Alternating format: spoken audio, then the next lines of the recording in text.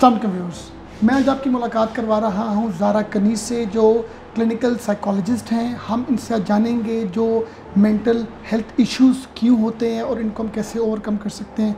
जी अस्सलाम वालेकुम। वालेकुम अस्सलाम।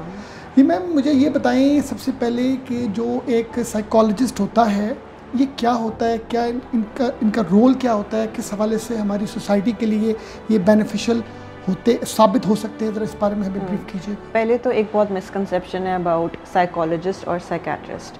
ये अभी भी आके अक्सर क्लाइंट्स पूछते हैं कि आप दवाइयाँ देते हैं नहीं तो लेमैन लैंग्वेज में इस तरह से लोग अक्सर पूछते हैं। यस, साइकेट्रिस्ट आर पीपल जो MBBS क्लियर करके और स्पेशलाइजेशन करते हैं साइकेट्री में।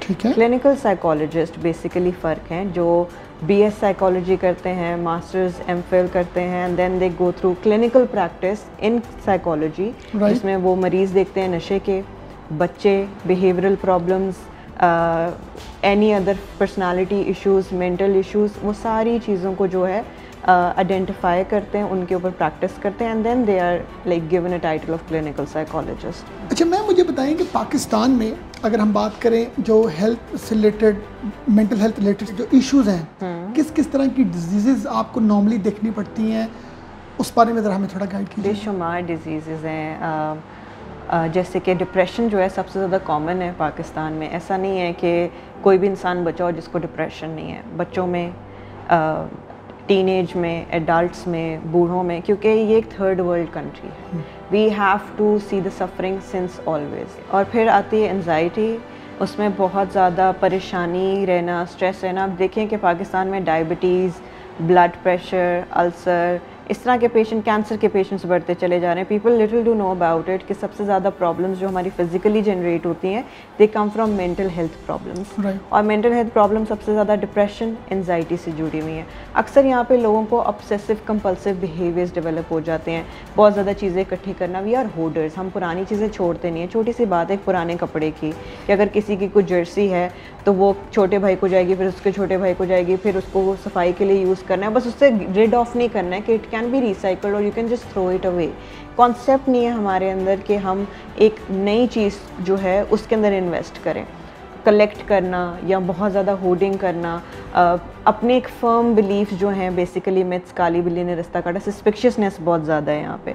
अक्सर लोग जिनको कहते हैं कि जी इनके ऊपर साया हो गया है, ये वाले केसेस आपको बेशुमार नजर आ रहे हैं, जादू हो गया, इस तरह के मामला हो गए, वो है साइकोसिस, शिज़ोफ्रेनिया। उसकी टेंडेंसी और तादाद बहुत ज़्यादा है पाकिस्तान में, क्योंकि हमारे यहाँ इस तरह की बीमारियां ज़्यादा जल्दी एक्सेप्ट हो जाती हैं कि किसी ने जादू कर दिया होगा, नज़र लग गई है, इस तरह के बिलीव्स हैं हमारे, और हमारी बॉडी उसी तरह से रिएक्ट करना शुरू कर देती है। रादर देन सेइंग कि हमें कोई दिमागी मसला है या हमें मेंटल हेल्थ प्रॉब्लम्स हैं, people are more into like जादू हुआ हुआ है, नज़र लग गई है, इस पर बंदिश की गई है, और वो बेशुमार इस तरह के पीर फ़कीरों के पास जाते हैं अनटिल एंड अनलेस जब वो बिल्कुल हाथ धो बैठते हैं एंड दे आर लाइक इनका कोई इलाज नहीं हो रहा, फिर वो हमारे पास आते हैं, दे आर लाइक कि बस इनको ठीक करते हैं। We are the last resort. अभी भी मुझे ये चीज़ नहीं समझ आती है कि इतनी मेंटल हेल्थ अवेयरनेस है, people know so much about psychologist, psychiatrist and the treatments, addiction problems को लेके भी, साइकोसिस प्रॉब्लम्स को लेके भी, but still we are the last resort. End पे हमारे पास आया जाता है जब केस बहुत ज़्यादा ख़राब हो जाता है। मैम, आपने बड़ी अच्छी बात की कि एंड में आ जाता है आप लोगों के पास। उसकी एक रीज़न ये भी है, और इस रीज़न को किस तरीके से आप हमारे व्यूअर्स को गाइड करेंगी कि बहुत से लोगों को लगता है कि हमें जो डिप्रेशन है ना, ये हम खुद ही इसको ओवरकम करेंगे, या हमें कोई एंजाइटी है या हमें कोई मेंटल हेल्थ कोई प्रॉब्लम है, तो लोग साइकेट्रिस्ट तक या साइकोलॉजिस्ट तक पहुंचना चाहते ही नहीं है। तो उसको किस तरीके से आप एजुकेट करेंगे कि लोग आएँ? द प्रॉब्लम इज़ कि जो लोग एजुकेटेड हैं, जैसे कि जनरेशन जेन जो है आजकल जो आप देख रहे हैं अक्सर, ट्रेडिंग में है, फ्रीलांसिंग में है, 16 साल का बच्चा billionaire, they are with healthy mindsets. They are एक, मेरे पास बेशुमार बच्चे आते हैं, टीनेज एडल्ट्स, जो कि हैं कि हमें ये प्रॉब्लम है, करियर में ये है, आज हमारा मूड इस तरह से था, मैडम बताएं क्या, छोटी छोटी चीज़ों को लेकर ये नॉलेज रखते हैं। इतनी चेंजिंग आई है पाकिस्तान में कि हम एक मेंटली स्टेबल जो है एक क्लस्टर निकाल रहे हैं, ये मैंने डिफरेंस नोट किया। बट अगर हम इससे पहले मिलेनियल्स को देखें, जो हमारा एज ग्रुप है, उसमें इस तरह की बेशुमार पेचीदगियाँ हैं। कुछ लोग हैं कि जो कहते हैं हमें फटाफट दवाई मिले, हम ठीक हो जाएंगे। कुछ लोग कहते हैं हमने दवाई लेनी ही नहीं है और हम साइकोलॉजिस्ट के पास जाएंगे, ये क्या करेंगे, तो बातें करेंगे, हमें कैसे ठीक करेंगे अगेन। और अक्सर इवन रिसेंटली मुझे कल कॉल आई है क्लाइंट के, एंड ही वाज लाइक कि मुझे आपके साथ सेशन चाहिए, लेकिन मेरा इतना बड़ा कोई मसला नहीं है, अगर आप 2 मिनट सुन लें तो ठीक रहेगा। मतलब उनको लगता है कि 2 मिनट की अगर कोई बात उनसे कर देगा तो वो ठीक हो जाएंगे, but it's not like that. आपकी जो रवैये हैं, आपकी जो सोचें हैं, वो इंटर रिलेटेड हैं आपके बचपन से।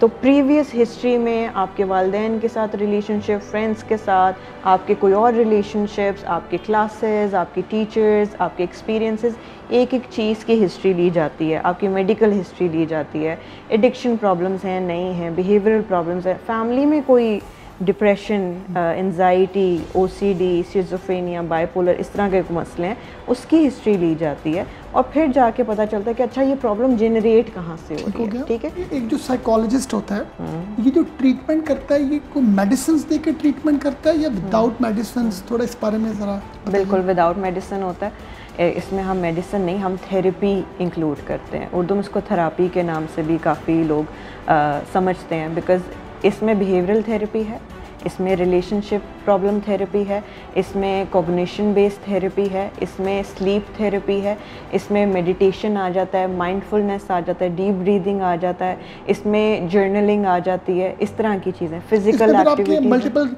आपके सेशंस होते हैं पेशेंट्स के साथ, राइट?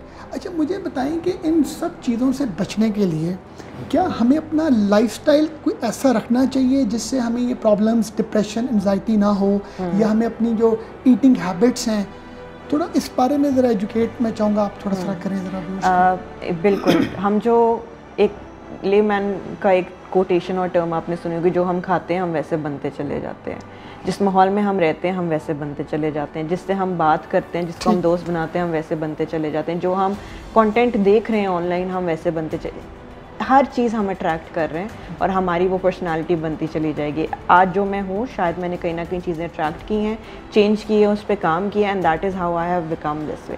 अगर हम बहुत ज़्यादा फास्ट फूड खा रहे हैं, ठीक है, बहुत ज़्यादा फिजी ड्रिंक्स पी रहे हैं, हमारे अंदर गुस्सा, डिप्रेशन, एंजाइटी, बेचैनी, रेस्टलेसनेस बहुत ज़्यादा बढ़ेगा। बड़ी इंपॉर्टेंट है ये जो फास्ट फूड से रिलेटेड आप एडवाइस कर रहे हैं। और पाकिस्तान में we are getting so addicted to fast food. अभी आपने देखे हमने टिम हॉर्टन्स का रिकॉर्ड तोड़ा है, माशाल्लाह, world wide. Yes, world wide. So हमें इतनी लत है इन चीज़ों की। कोक सारी, अगर मल्टीनेशनल कंपनीज यहाँ से चली भी जाएं, कोका कोला और पेप्सी कहीं नहीं जाने वाली। They are going to be here because सबसे ज़्यादा कोक यहाँ पी जाती है। कोक की वजह से भी ये डिप्रेशन और ये प्रॉब्लम, हाइपर एक्टिवनेस, आप देखेंगे बच्चे आजकल बैठते नहीं हैं, they are very hyper energetic. एक तो जनरेशन फ़र्क है, टेक्नोलॉजी बेस्ड जनरेशन है, दूसरी चीज़ ये है कि हम इतनी शुगर है हमारे खाने पीने में, कोक में, कोई भी लंच प्रिपेयर किया है, पैनकेक्स फॉर इंस्टेंस, इस तरह की चीज़ों में, तो हमने बहुत ज़्यादा शुगर इंटेक दे दी। अब वो बच्चा बैठ नहीं रहा है, उसको एनर्जी चाहिए, हाइपर एक्टिव हो रहा है, और जब वो आप हाइपर एक्टिव हुआ, आपसे बर्दाश्त नहीं हुआ, आपने उसको फ़ोन पकड़ा दिया, ठीक हो गया। अगेन वेरी लीथल वेपन, जो हमें जिस पे काम करने की ज़रूरत है, क्योंकि अब सोशल मीडिया एडिक्शन और मोबाइल एडिक्शन एक अलग डिसऑर्डर आ गया है DSM में, बाकायदा प्रॉपर डिसऑर्डर डायग्नोसिस, उसका प्रॉपर इलाज, उसकी ट्रीटमेंट और उसकी पूरी एक थेरेप्यूटिक प्लान रजिस्टर हो चुका है। बाकी हमें अपनी रूटीन में वॉक, एक्सरसाइज लाजमी रखना चाहिए। आज आप किसी भी डॉक्टर के पास चले जाएं,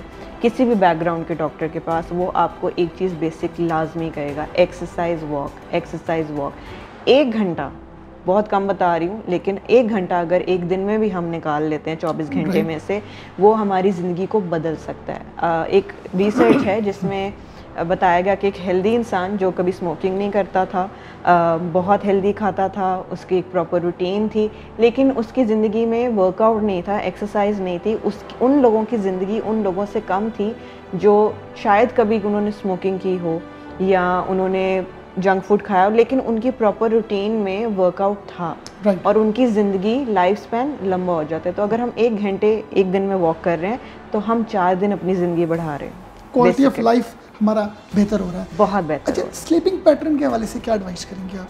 स्लीपिंग पैटर्न हमें हर एज ग्रुप के हिसाब से आइडेंटिफाई करना पड़ेगा। बच्चों को नींद ज़्यादा आती है तो उनको ज़्यादा सोने की ज़रूरत है। उनकी बॉडी, उनके ऑर्गन्स, हम सब के ऑर्गन्स नींद में रिपेयर हो रहे होते हैं, ठीक है। इवन कि हमारी स्किन शेड हो रही होती है। जैसे कि हमारी सुन्नत है कि अगर आप उठ रहे हैं तो आप बेडशीट झाड़ें, बिकॉज एक उसका कॉन्सेप्ट है, तो साइंस ने भी उसको बताया है कि जी आपकी स्किन भी शेड हो रही है आप जब सो रहे हैं। तो अगर हम प्रॉपर सो ही नहीं रहे, हम प्रॉपर नींद ही नहीं पूरी कर रहे, हमारा ब्रेन डेवलप ही नहीं हो रहा, ठीक है। हमारा ब्रेन भी डेवलप होता है नींद में। जैसे मैंने आपको कहा कि स्लीप थेरेपी भी इंक्लूड करते हैं हम, क्योंकि हमारी ब्रेन जो है उसकी वेव्स ऑल्टर हो रही हैं। इवन मैं अपना फ़ोन अपने साथ रख के सो रही हूँ तो मैं ठीक से नहीं सो पाऊँगी, क्योंकि फ़ोन में रेडिएशंस हैं, मेरी ब्रेन की रेडिएशंस हैं, वो कोलाइड कर रही हैं। तो अपने गैजेट्स को दूर रख के सोएं। आई नो इट्स नेसेसरी, कभी किसी की इमरजेंसी कॉल आ जाती है, बट इतना फासला रखें कि बिल्कुल आपके तकिए के नीचे या साइड टेबल पे मिनिमम डिस्टेंस होना चाहिए, बिल्कुल होना चाहिए। कोई हमारे व्यूअर्स को मैसेज देना चाहें, आपकी इतनी एक्सपर्टीज़ है being as a clinical psychologist, please. Being a clinical psychologist मेरा एक ही मैसेज है अपनी आवाम के लिए कि अगर आपको थोड़ा सा भी माइनर भी इशू लग रहा है और आपको थोड़ा डाउट भी है कि आपका बच्चा वियर्ड एक्ट कर रहा है या उनके मूड स्विंग्स बहुत ज़्यादा हैं या बहुत ज़्यादा एग्रेसिव हो गए या आपके घर में कोई ऐसा फ़र्द है जो पूरे घर का माहौल ख़राब कर रहा है, तो कोई ना कोई ऐसा मसला होगा जिसके ऊपर हमें थोड़ा सा फोकस करने की ज़रूरत है। हाँ, मुश्किल है उनको थेरेपी में लेके आना, लेकिन आहिस्ता आहिस्ता कंसिस्टेंसी से अगर हम अपने आप की थेरेपी यूज़ करवाना शुरू कर देते हैं तो हमारे पास चेंज ऑफ पर्सनालिटी आएगा, so that we can deal with the other family member और फ्रेंड्स और इवन कोलीग्स और इवन योर बॉसेस। तो ये बेशुमार लोग आते हैं अभी भी मेरे पास इस तरह की काउंसलिंग के लिए, साइकोथेरेपी के लिए, ताकि वो बेहतर हो अपनी डे टू डे लाइफ के अंदर। उसके अलावा आप अपनी प्रॉपर रूटीन के ऊपर फोकस करें, स्केड्यूल के ऊपर फोकस करें। And the one thing we are forgetting these days के वक्त बहुत ज़्यादा ज़रूरी है, अपने टाइम को अप्रोप्रिएटली मैनेज करें। Thank you. Thank you very much जी। Welcome. Thank you very much viewers, आपने हमें देखा। अल्लाह हाफ़िज़।